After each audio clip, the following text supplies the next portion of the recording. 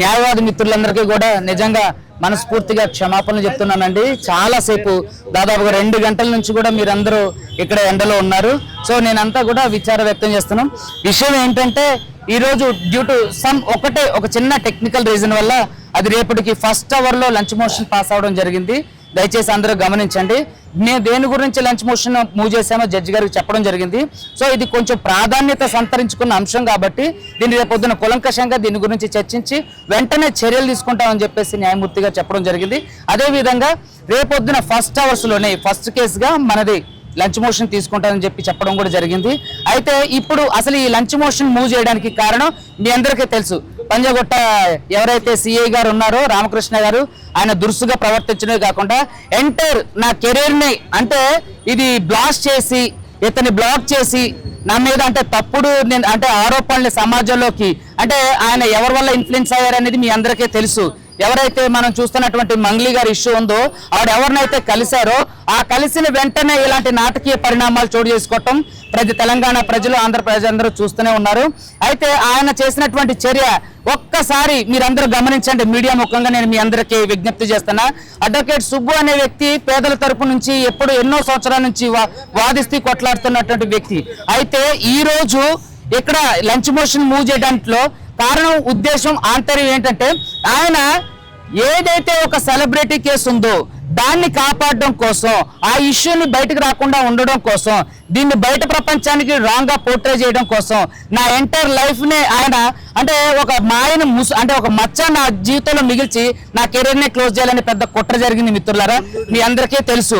వాళ్ళంతా పొల్యూడ్ అయ్యి నా మీద ఎటువంటి చర్య చేశారో మీడియా మిత్రులందరూ కూడా మీరు చూశారు.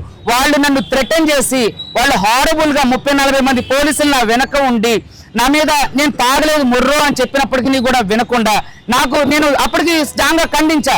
నేను ఏమైనా బైక్ డ్రైవ్ చేసుకుంటూ వచ్చానా, అది ఏదైతే నా పర్సనల్ రైట్స్ ఏవైతుందో అవి వైలేషన్ చేసినట్లు అని చెప్పేసి నేను అభ్యర్థించినప్పటికీ కూడా అతను అమర్యాదగా మాట్లాడి బలవంతంగా నా మీద బ్రీత్ అనలైజర్ టెస్ట్ ని నువ్వు చేయకపోతే నీ మీద ఎఫ్ఐఆర్ చేస్తానే ధోరణిలో అంటే న్యాయవాదులు అంటే కనీస గౌరవ మర్యాదలు లేకుండా న్యాయ వ్యవస్థ పైన ఎటువంటి చిన్నటి గౌరవ మర్యాదలు లేకుండా ఆయన ప్రవర్తించినటువంటి తీరు చాలా జిగుప్సాకరం.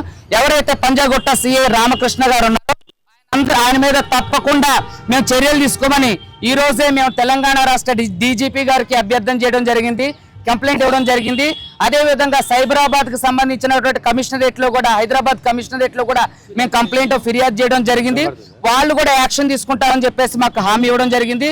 అదేవిధంగా ఈ కుట్రలో భాగంగా ఎవరైతే సిఐ ఉపయోగించబడిందో అతని మీద కూడా సీరియస్ గా యాక్షన్ తీసుకోమని కూడా మేము గౌరవ హైకోర్టు వారిని కోరడం జరిగింది. 12వ నెంబర్ కోర్టులో ఉన్నటువంటి జడ్జి గారు దీని మీద సీరియస్ గా స్పందించి ప్రాధాన్యత సంతరించుకున్న అంశం కాబట్టి ఖచ్చితంగా రేపు మార్నింగ్ ఖచ్చితంగా లంచ్ మోషన్ లో మొదటి కేసుగా తీసుకొని దీన్ని విచారించి తీవ్రమైన చర్యలు తీసుకుంటామని చెప్పి మాకు హామీ ఇవ్వడం జరిగింది. ఒక చిన్న due to some technical reason వల్ల ఈ రోజు నుంచి అది రేపటికి పోస్ట్పోన్ అవడం జరిగింది. మిత్రులారా మీరందరూ గమనించండి.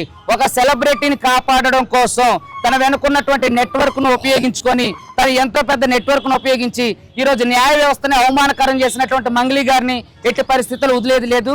ఆవిడ చాలా వరకు అబద్ధపు ప్రచారం చేస్తుంది.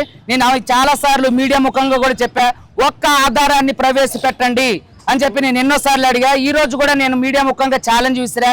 12 గంటలకి మీరు కోర్టు దగ్గరకు వస్తే ముఖాముఖిగా మాట్లాడదామని కూడా చెప్పా. ఆవిడ ఆ ఛాలెంజ్ స్వీకరించలేదు. ఎటువంటి చిన్న ఎవిడెన్స్ కూడా ఇప్పటి వరకు మంగ్లీ గారు ఇవ్వలేదు. నా మీద చేస్తున్నటువంటి ఆరోపణలకు సంబంధించి ఒక్క ఆధారం అవన్నీ కూడా నిరాధారమైనవి. అడ్వకేట్ సుబ్బు ఎప్పుడు కూడా డబ్బులకు లొంగే వ్యక్తి కాదు, అది మీ అందరికీ తెలుసు. మీడియా మిత్రులందరికీ దయచేసి నేను చెప్పేది ఏంటంటే ఆవిడ చెప్పేటటువంటి అసత్య ప్రచారాలని నమ్మొద్దు. తెలంగాణ ప్రజల మద్దతు అంతా ఎవరి వైపు ఉందో మీరు చూస్తున్నారు. ఎంతో మంది బాధితులు 4-5 రోజుల నుంచి ఇంటికి వెళ్లకుండా తిండి లేకోకుండా రోడ్డు మీద పస్తులుంటూ మాకు సపోర్ట్ చేస్తూ సహకారాలు అందించడం జరుగుతుంది. కాబట్టి ఇలాంటి కేసుల్లో ఇలాంటి ఇన్ఫ్లుయెన్స్డ్ కేసుల్లో పోలీసులు ప్రవర్తించిన తీరు చాలా జిగుప్సాకరమైనది. కాబట్టి వీరిని వెంటనే శిక్షించి న్యాయ వ్యవస్థలో ఉన్నటువంటి న్యాయవాదులను కాపాడాలని ఏదైతే అడ్వకేట్ ప్రొటెక్షన్ యాక్ట్ ఇంకా ఇంప్లిమెంట్ కాలేదో అది ఇంప్లిమెంట్ అయిన తర్వాత కూడా ఇలాంటి చర్యలు పునరావృతం కాకుండా చూడాలని తెలంగాణ న్యాయ వ్యవస్థకు అదేవిధంగా తెలంగాణలో ఉన్నటువంటి పోలీసు ఉన్నతాధికారులను కోరుకుంటున్నా. Thank you.